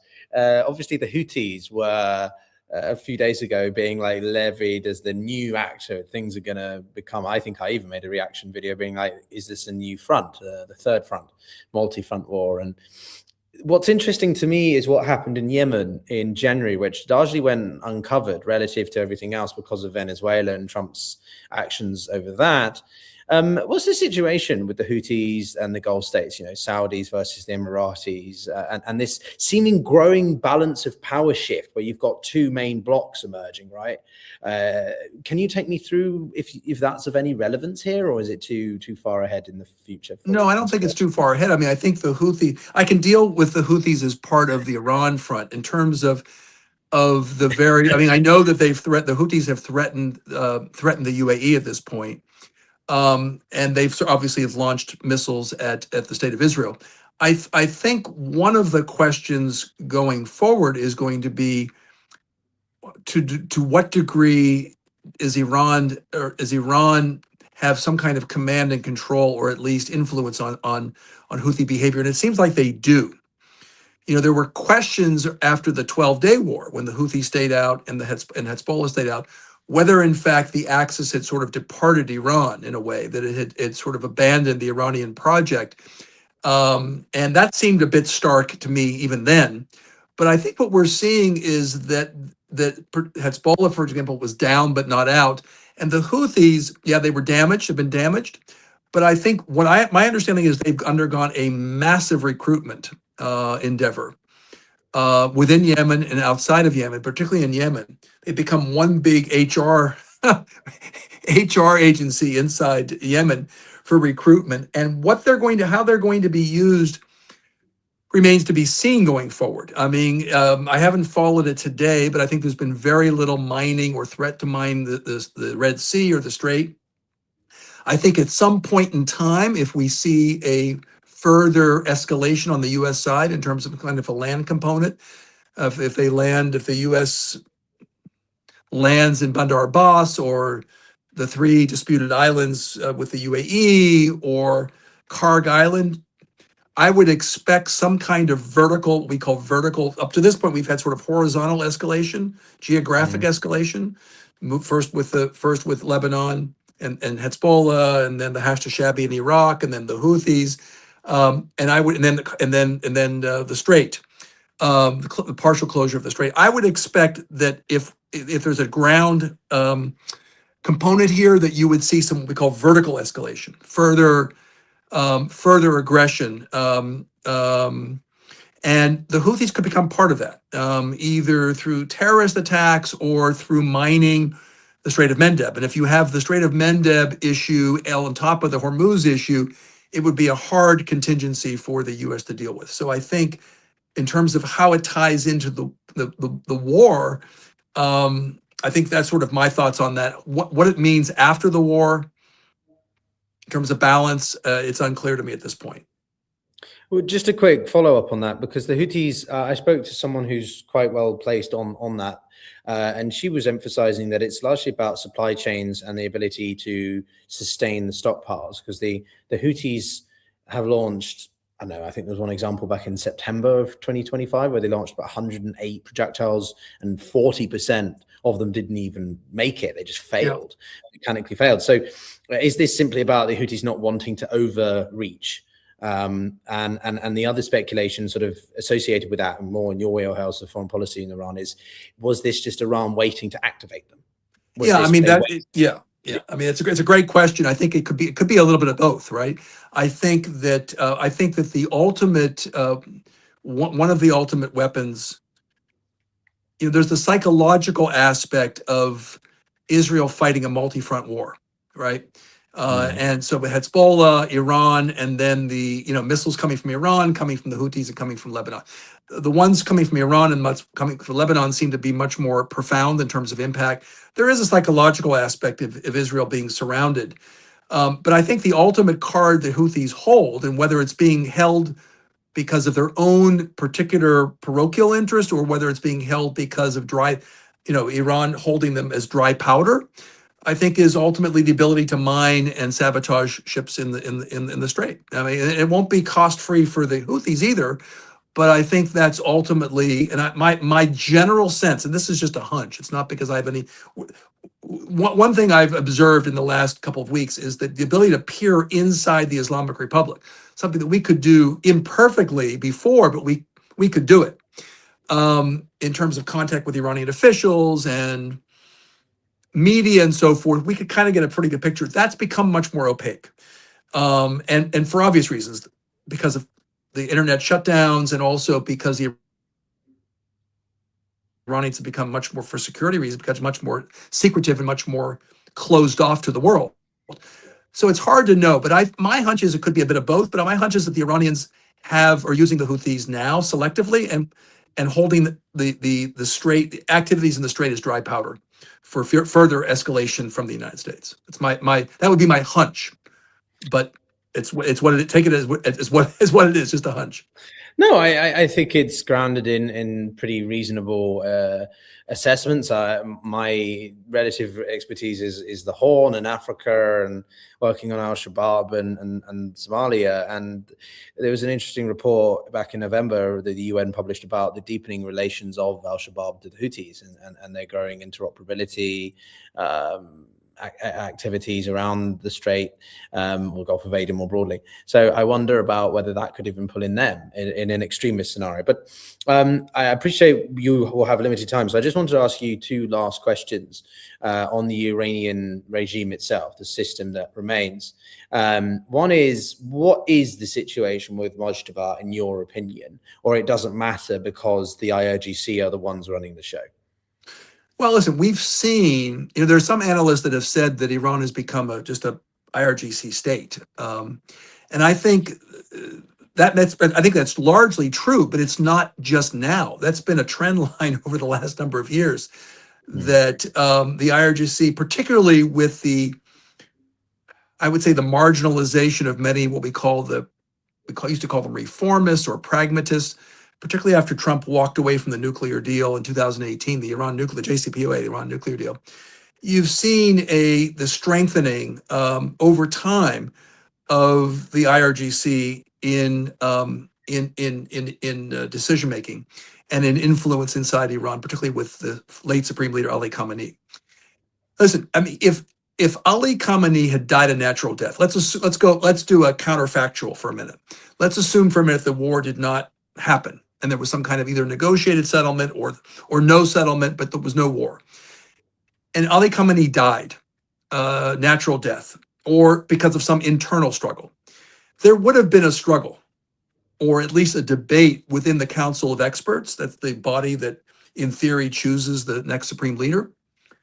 There would be a debate about who should fill Ali Khamenei's shoes, whether it would be someone like a Hassan Rouhani, more of a reformist, or whether it should be somebody much more IRGC friendly. To my knowledge, Mojtaba might not have even been considered, because Ali Khamenei basically kind of not preordained, but basically said that he should not be considered because there should not be any kind of dynasty. I think what the war did, Peter, is that it saved the Iranians from that struggle. because the supreme leader was forged. The supreme leadership process was forged by war. And it became very clear to me and anybody that was watching Iran, particularly once Ali Larijani was killed, the secretary of the Supreme National Security Council, he was killed, that that the new supreme leader had to show the choice had to be symbolic and sort of showing continuity with the past, number one. And that certainly elevated Moshtaba. And that also there had to be an immediate working relationship with the IRGC. They didn't have time for a new supreme leader to kind of get his footing. And so Moshtaba, I think, was a safe choice in that regard. He had served in his father's office, so he knew the inner workings of the office, what they call the Beit, or the house, or the office of the Supreme Leadership. And he obviously had a working relationship through his father with the IRGC. So that having been said, I think that what we're going to see, for at least for the foreseeable future, is less direction coming from Moshtaba and from the supreme leader, and more from the IRGC. I think if Moshtaba he's either going to become more a figurehead and marginalized, or it's going to take him, like it took with his father. It took his father 5 years to really solidify himself in that position. And I think it's going to be much more of even more of a security state than it was before, led by the IRGC. That's just my sense. But are we effectively, and to quote what Aaron said at the end of our conversation, was literally from a divine power to a hard power? Are we seeing an Iran that is relatively weaker to what it was before, competing for regional hegemonic status in the Middle East, and it internalizes and it becomes a lot more radicalized, a lot more militarized? It becomes sort of like a version of North Korea, but without Kim Jong-un as the de facto supreme leader. Well, he is de facto, but he's not ruling it, as you say. It's more the system as a whole underneath. Right. Or is that too speculative? No, I mean, I think that, listen, I think one of the things that I find fascinating about the current moment is brutal. I have to say that we talk about these matters strategically, but, there's thousands of lives that have been ended through this conflict, and infinite damage done to infrastructure and so forth in Iran, in Israel, in the Gulf Arab states, to U.S. credibility and so forth. So I have to put that out there. But I think in terms of one of the things that I find interesting is that Iran had kind of run out of gasoline. The Islamic Republic had run out of gasoline over the last couple of years, both, I think, strategically, geopolitically, right? The axis of resistance was not as down as we thought it was, perhaps, but it was degraded to some degree. Iran had fewer geostrategic options available to it. And internally, its popularity was at a nadir. It was at its lowest point. And it had, the fact that the brutality of the protests that occurred in January indicated the regime had completely lost legitimacy. And so, listen, any system can survive, even if it's a shell, a hollow form of itself. It can still be dangerous. But it seemed to me that the Islamic Republic was sort of in its final days. One way of looking at this, Peter, is that that the Islamic Republic, if it comes out of this war intact, has bought itself some time. And that means sort of rethinking its security paradigm. Where does it put its weight in terms of its nuclear program? Where does it put its weight in terms of its relationships in the Gulf? How does it manage its relationships? But I think also it has to, I'm sure there are talks internally about what do they do in terms of the Iranian people. I mean, this is an opportunity perhaps, particularly since there seems to be, and we have very little beyond anecdotal evidence, there seems to be a spate of Iranian nationalism coming out. So I think the regime has to consider, how do they tap into that? Can a new leadership not erase the lack of legitimacy of the past, but can it build a new social contract with the Iranian people? And if the answer is yes, it's willing to reconsider its security paradigm a bit, and rethink its relationship with the Iranian people, and maybe notionally being an Islamic Republic, but actually becoming much more nationalistic and much more of a securitized state, that doesn't necessarily deal well with dissent, but also perhaps gets rid of some of the cultural wars or hijab and the limits on freedom inside Iran. I think there's probably going to be some space now or at the end of hostilities for them to reconsider that. So I agree. If you're saying that Aaron said we're going to go much more from the sort of a ideological state to a much more of a hard power state, I think I think Iran was that already. Frankly, I don't think, but I think it will become much more apparent and much more transparent going forward. If not, if they just go back to the old playbook, then they may have, I think the Islamic Republic has just bought itself some time, but ultimately it'll run up against the same challenges that it has experienced up to this point. And I'm thinking that there might be some, in my book on Iran, I actually create a worst case scenario, which is Iran kind of continues on the same path. But I also look at Vietnam and what happened at the end of the Vietnam War with a state that was highly interventionist, highly ideological, and because of lots of different internal, regional, and global dynamics, reconfigured itself to becoming a viable state within the region. And listen, the Iranian people are not like North Koreans. I mean, the Iranian people are very highly educated, and very nationalistic, and they may hate the Islamic Republic, but they love their country and they love their history. So I think that at the end of this, there may be, I don't want to call a war this brutal being a silver lining, but there may be a silver lining. I'm hopeful. Put it this way, I'm not necessarily hopeful right now, but I think a hopeful scenario would be that there will be a different path for Iran that is better for the Iranian people, better for the state, and maybe even better for the region.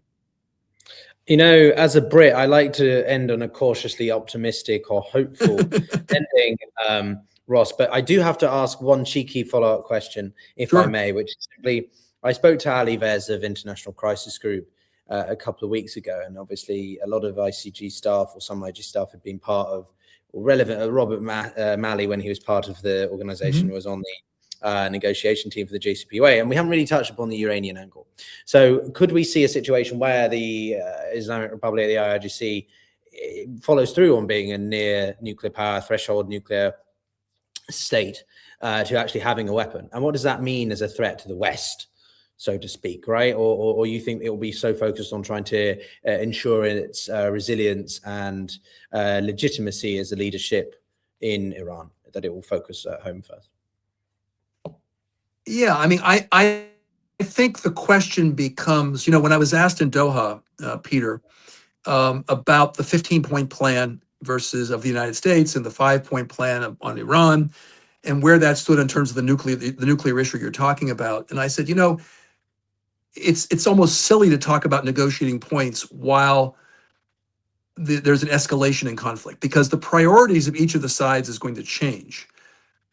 Because war does change priorities and it changes societies, and it's going to change the strategic calculus of Iran going forward. I think Iran has discovered a new nuclear bomb in a way, and that's the Strait of Hormuz.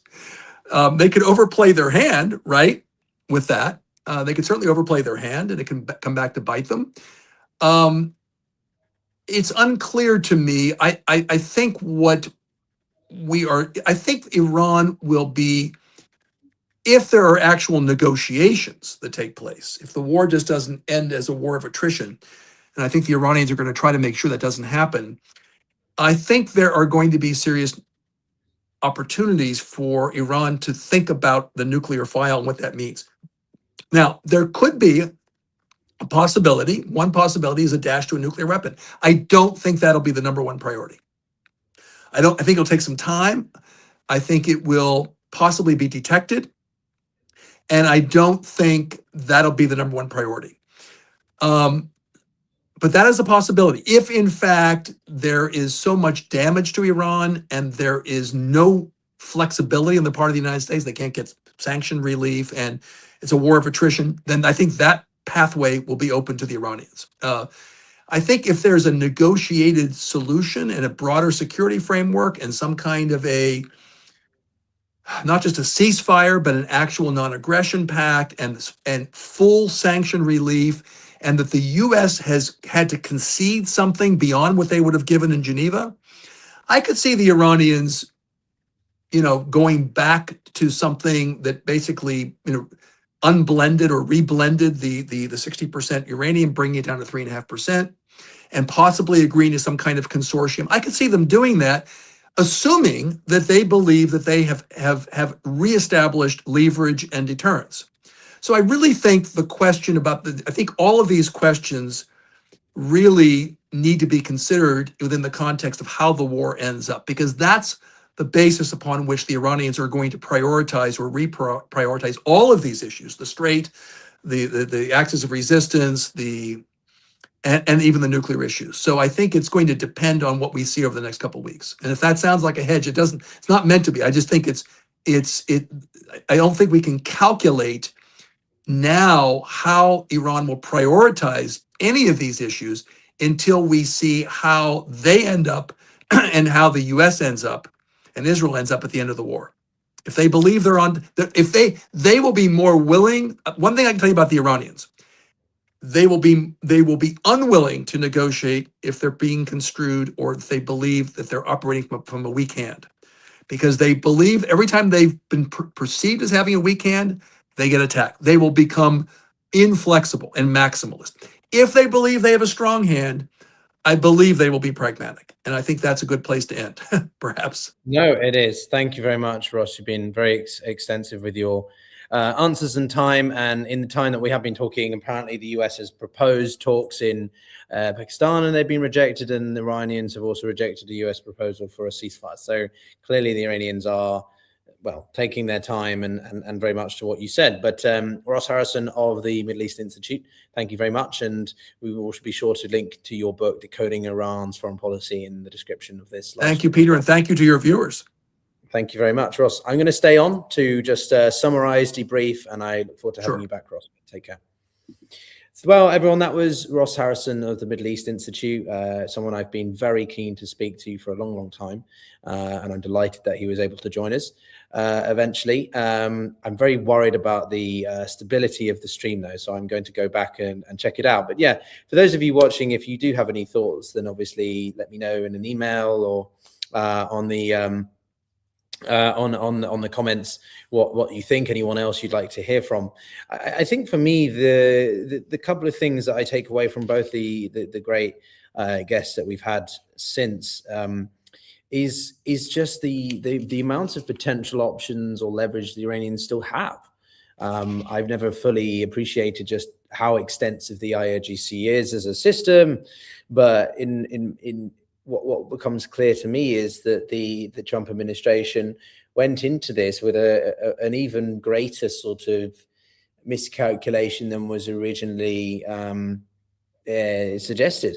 I think Trump said within the first couple of weeks there was a feeling, a hope for this to wind down quickly, and then he had expressed a sort of surprise, as Trump in his limited way will say, surprise about the Iranians were more resilient than we expected, or they can take more beating than they can. But since then, the fact that he says one thing and then says another every day is just probably the biggest problem of all of it. Attacking the NATO alliance, trying to say to different countries that if you don't support us, then we will simply just acquire your bases in the context of Spain. I think that statement was relatively forgotten about, but the severity of what it meant, it's absurd. In one statement, I even saw him saying that he expected the conflict to last as long as only a few days, which reminds me of another certain strongman leader in a certain Russian Federation who thought that the war would only last 3 to 7 days. And I think there was that video of Trump even calling the war a special military operation or a special operation.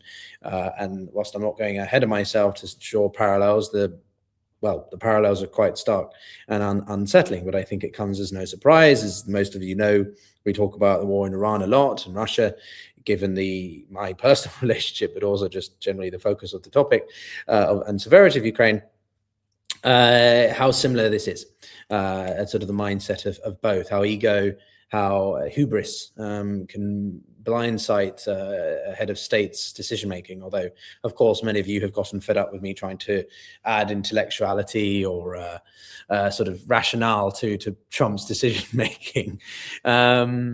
But yes, Trump is, I also see one comment here. Yes, in 2 weeks, the war will end in 2 weeks, as Trump said 2 weeks ago.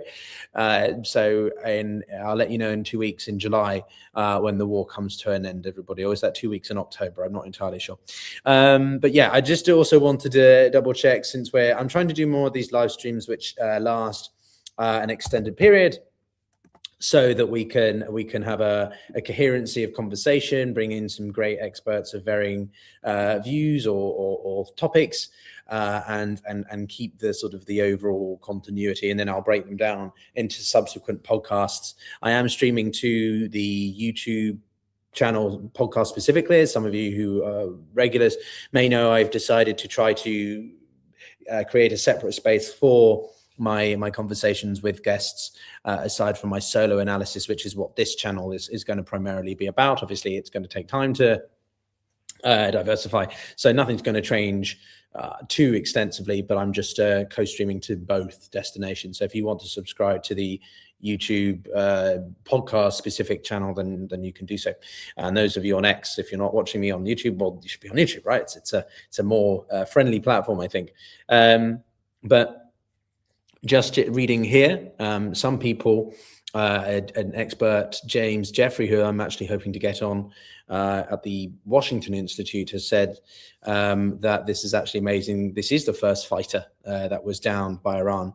And to be honest, as I said from the start, albeit more subtly perhaps, in the grand scheme of the war, this incident doesn't matter very much. And I don't mean that in any disregard to the personnel who are at risk, or the severity of war, but simply that the downing of one jet is not going to change, I think, the strategic calculus in Washington, let alone in Tehran.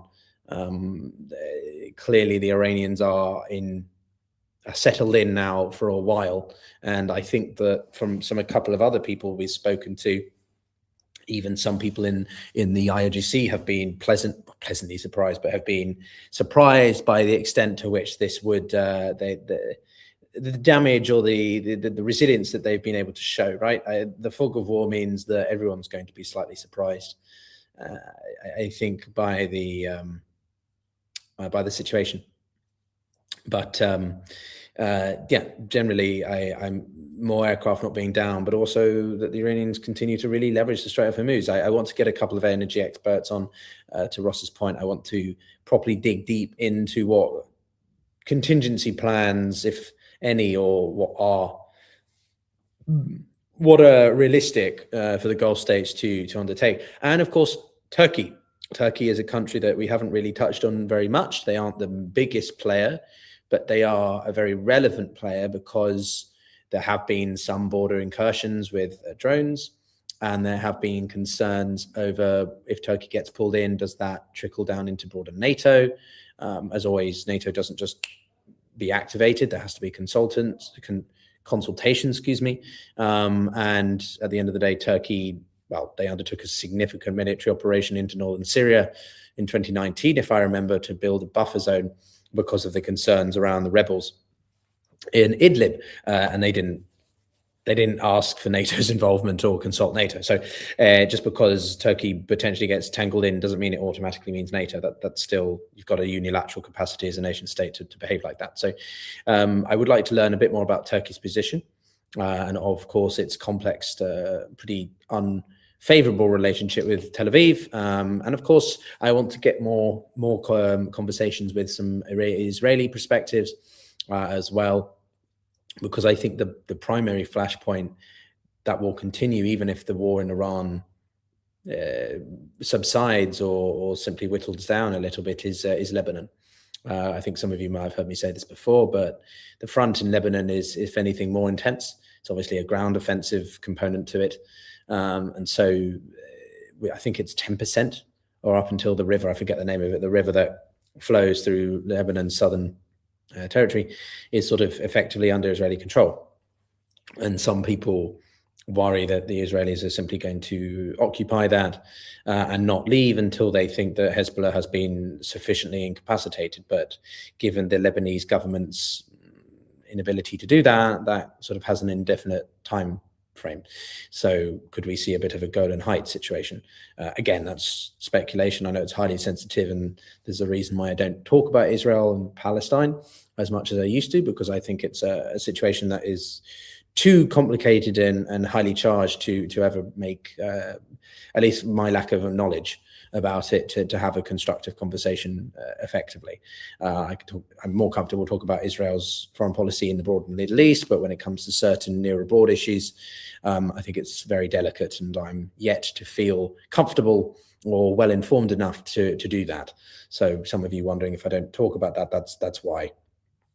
But other than that, I think really we're in a stage where this is it. We have these days where we get heightened strikes. The strike on the bridge yesterday, the Israelis, the Americans make emphasis that they've carried out a significant amount of operations against some new targets. Assets have been destroyed. The Iranians will claim that they've withheld or that they've upped the ante on strikes as well, but ultimately the damage is not as extensive on sort of Israeli side or whatever. And ultimately it comes down to how the Iranians handle sudden events such as the downing of this jet, but also how the Americans decide they want forget the Americans, Trump wants to take this war. At the end of the day, it's all largely if he wants to put a ground force on, well, in Karg Island or something, then that obviously completely changes to Ross's point about vertical versus horizontal integration. That is a vertical integration, which, well, it completely throws every escalation, quote unquote, that we've seen up the ladder so far would be relatively minor next to putting a sizable, notable amount of troops on Iranian territory, but also in a way that makes them incredibly vulnerable, incredibly at risk to whatever the Iranians can do. Because as I say, I don't feel confident enough to know or say that the Iranians have X, Y, and Z, or that X, Y, and Z has been destroyed. Clearly, they have more in the tank than we thought. So if Trump is willing to do this, which the longer it goes on, the more I'm inclined to think he's running out of confidence to do so, what does that mean for the direction of this conflict? Clearly, the Iranians think they have more leverage than the Americans like to think they did. Their ability to reject the Americans' approaches for dialogue. I thought Trump said that a peace deal, the ceasefire was nearly done anyway. But then the Americans say that their talks have been rejected. So they haven't started talking, but they've been able to deliver a result. Maybe there's a little bit of BS going on here on someone's side.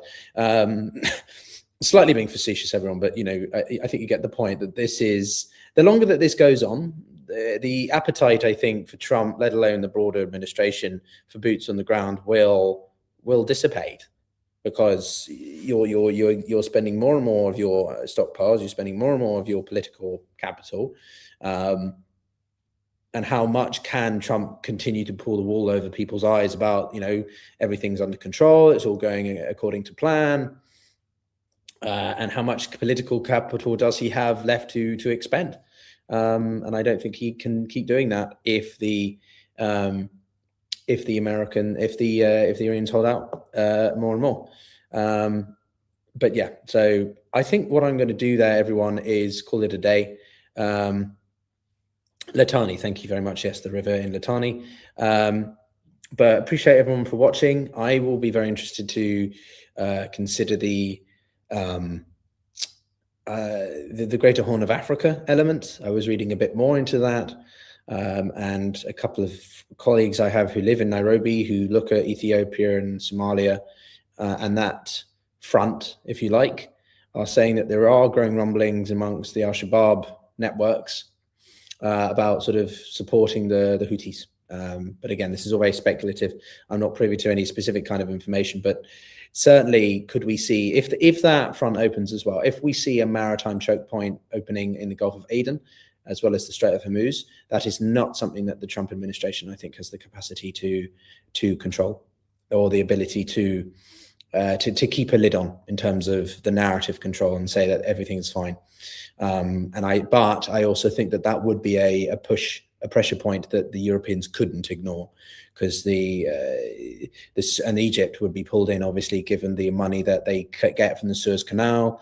It's one of the most important parts of their economy. The Egyptian economy hasn't been great in recent months, a couple of years. And certainly they've tried to remain as distant from this situation as possible. But if their primary form of income, or one of their major sources of income, revenue is affected, and I think they're a non-major NATO ally as well. Morocco is. Well, anyway, point is, I think you could definitely see a growing pressure on the Europeans to do something from a maritime law, security of commercial flows, etc., channels, whatever. But again, this is perhaps a bit far-fetched. But yeah, lots moving on, everyone. It's 8 o'clock here in Europe. I wish you all a happy evening, and we will see you possibly over the weekend. I'm thinking about how to mix in more of these streams. And thanks all very much for watching. And if you haven't already, then do check out the videos on the channel and subscribe as well. But otherwise, take care, everyone.